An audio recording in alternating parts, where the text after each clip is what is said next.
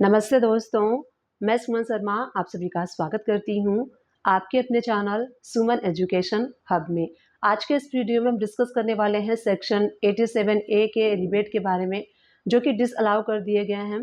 Financial year 23-24 का कुछ लोगों ने आईटीआर फाइल किया था और कुछ लोगों के पास इसका जो है नोटिस आया हुआ है, जिन्होंने 87A का रिबेट लिया है। डिमांड भी आया हुआ है, तो किन लोगों को डिमांड आया है, क्या इसका सोल्यूशन है, ये सारी चीज़ें हम आज के इस वीडियो में सेक्शन 87A से रिलेटेड डिस्कस करने वाले हैं। तो चलिए वीडियो को स्टार्ट कर लेते हैं। फाइनेंशियल ईयर 23-24 का आपने आईटीआर रिटर्न फाइल किया होगा, जिसका लास्ट ड्यू डेट था 31 जुलाई 24। 31 जुलाई 24 से पहले पहले आपको फाइनेंशियल ईयर 23-24 की आईटीआर रिटर्न फाइल करनी थी।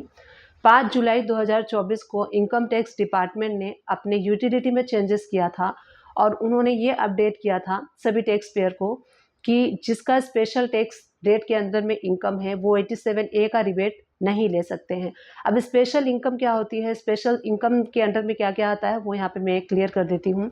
जैसे लॉन्ग टर्म कैपिटल गेन होता है, शॉर्ट टर्म कैपिटल गेन होता है, ऑनलाइन गेमिंग होती है जैसे कि ड्रीम 11, फैंटेसी गेमिंग होती है। इसके थ्रू अगर आपकी इनकम होती है तो इसको स्पेशल इनकम के अंडर में गवर्नमेंट ने रखा है, जिसपे कि हाई जो है टैक्स रेट है। अगर इसके थ्रू आपकी इनकम होती है और आपने अपनी रिटर्न फाइल की है, रिटर्न फाइल करते समय आपने 87A का रिबेट ले लिया है, तो ऐसे सभी टैक्स पेयर को गवर्नमेंट जो है नोटिस इशू कर रही है, डिमांड इशू कर रही है। क्योंकि गवर्नमेंट ने पहले ही बता दिया था, 5 जुलाई 2024 को ही बता दिया था कि स्पेशल टैक्स रेट वालों को 87A का रिबेट नहीं लेना है। फिर भी अगर आपने अपनी आईटीआर रिटर्न को फाइल किया है और रिबेट ले लिया है और गवर्नमेंट के साइड से आपके पास डिमांड आ गया है, तो उस डिमांड को आपको पे कर देना चाहिए, क्योंकि यहाँ पे गवर्नमेंट की गलती नहीं है, यहाँ पे आपकी गलती, क्योंकि गवर्नमेंट ने पहले बता दिया था। बट गवर्नमेंट को और पहले बताना चाहिए था, क्योंकि 5 जुलाई 2024 से पहले पहले काफ़ी सारे लोगों ने अपनी रिटर्न को फाइल कर दिया था। तो 5 जुलाई 2024 के बाद भी काफ़ी सारे लोगों ने फाइल कर दिया था और काफ़ी सारे लोग जो है ऑनलाइन सॉफ्टवेयर का यूज़ करके अपनी आईटीआर रिटर्न को फाइल करते हैं। जिसके पास काफ़ी सारे क्लाइंट होते हैं तो वो ऑनलाइन सॉफ्टवेयर ले लेते हैं, जिसमें कि उसके थ्रू आईटीआर रिटर्न को वो फाइल करते हैं। तो जो ऑनलाइन सॉफ्टवेयर होते हैं उसके वजह से भी काफ़ी सारे मिस्टेक्स हो गए होंगे, क्योंकि जो वहाँ पे सेटिंग की जाती है 31 जुलाई 2024 तक सेट किया गया था। अंडर न्यू रिजिम के अकॉर्डिंग वहाँ पे 87A का रिबेट अलाउ कर दिया गया था, उस तरीके से सेटिंग की गई थी। बट गवर्नमेंट का जो, मान लीजिए कि अगर ये अपडेशन उस सॉफ्टवेयर में नहीं हुआ होगा, 5 जुलाई 2024 के बाद जो रिटर्न जानी थी उसमें 87A का रिबेट उन्हें नहीं मिलना था, जिनका स्पेशल टैक्स रेट के अंदर में इनकम था।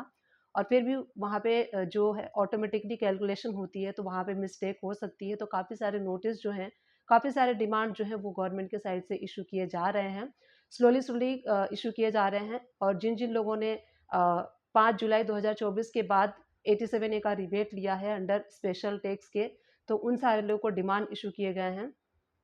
मान लीजिए कि आपका टैक्स जो है, आपने अपना टैक्स कैलकुलेशन किया था और 87A का रिबेट लेने के बाद आपका जो टैक्स है वो कम बन रहा था और डिमांड आपके पास इशू किया जा रहा है। उसमें गवर्नमेंट अगर आपका अमाउंट शो कर रही है कि ये टैक्स आपका बन रहा है, तो आपको वो पे करना है। और कैसे आपको पे करना है, अ, आपका जो इनकम टैक्स पोर्टल है उसको आपको लॉगिन कर लेना है। लॉगिन करने के बाद आपको पेंडिंग एक्शन का ऑप्शन शो होगा, उस पर क्लिक कीजिए और उसके बाद रिस्पॉन्स टू आउटस्टैंडिंग डिमांड ये ऑप्शन शो होगा। इस पर क्लिक करेंगे आप तो पे ऑफ का ऑप्शन आपको शो होगा, जहाँ पे कि आपको नेट बैंकिंग की facility, credit card, debit card की फैसिलिटी है। वहाँ पे आपको जाके आपका जो भी डिमांड है उसको पे कर देना है। पे करने के बाद ही आपको, पे करने के जस्ट बाद आपको वहाँ पे रिप्लाई कर देना है कि जो डिमांड था वो करेक्ट था और आप उसको पे कर रहे हैं। उसके बाद आपका जो डिमांड है वहाँ पे शो नहीं होगा। अगर पे करने के बाद रिप्लाई आप नहीं करेंगे तो वहीं पे स्टैंड रहेगा डिमांड, और जब भी आप लॉगिन करेंगे तो आपको रिस्पॉन्स टू आउटस्टैंडिंग डिमांड में वो डिमांड आपको शो होता रहेगा। तो इस तरीके से अगर आपका स्पेशल टैक्स रेट के अंडर में इनकम है तो आपको 87A का रिबेट नहीं लेना चाहिए। अगर आपने ले लिया है, डिमांड इशू हो गया, तो आपको उसको पे कर देना चाहिए। फिलहाल तो यही सोल्यूशन है। उम्मीद करती हूँ ये वीडियो आप सभी लोग के लिए हेल्पफुल रही होगी। अगर हेल्पफुल रही है तो प्लीज़ चैनल को लाइक शेयर सब्सक्राइब कर दीजिएगा। 2 चैनल है मेरे, एक हिंदी में और एक इंग्लिश में। हिंदी वाला चैनल आप लोग वॉच कर रहे हैं सुमन एजुकेशन हब, और इंग्लिश वाला जो चैनल है सुमन एजुकेशन हब, इंग्लिश वाले चैनल का नेम है। तो प्लीज़ उस चैनल को भी सपोर्ट एंड शेयर कीजिए जितना ज़्यादा से ज़्यादा हो सकता है। जिन लोगों को अकाउंटिंग का वर्क इंग्लिश लैंग्वेज में सीखना है, आप भी चाहें तो आप भी सीख सकते हैं। उसको डेली बेसिस पे आप भी वॉच कर सकते हैं, सो दैट आपकी भी इंग्लिश इंप्रूव हो सके और अकाउंटिंग का वर्क आप इंग्लिश लैंग्वेज में भी कर सकें।